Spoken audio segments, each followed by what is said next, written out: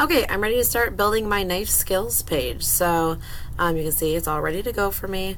I can look over here on this right hand side and choose layouts if I want to.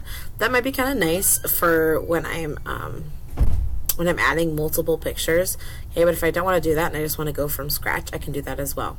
Okay, so again, I'm going to insert, and I am going to insert an image. Okay, this time I want to upload one of the ones that I took during our knife skills assessment.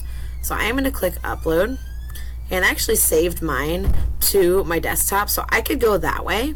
Or if you saved it on your drive, which I also did, I could go from drive and I can search my files there.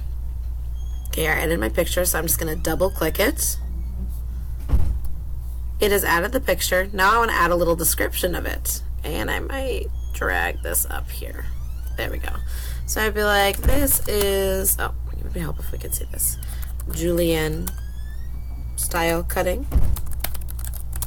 It is 2 inches by 1/8 of an inch by 1/8 of an inch. You could go on to like explain what you like or dislike about that cut.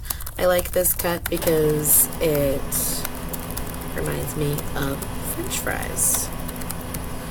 And then you would go on, add your other pictures, and add your other descriptors as well.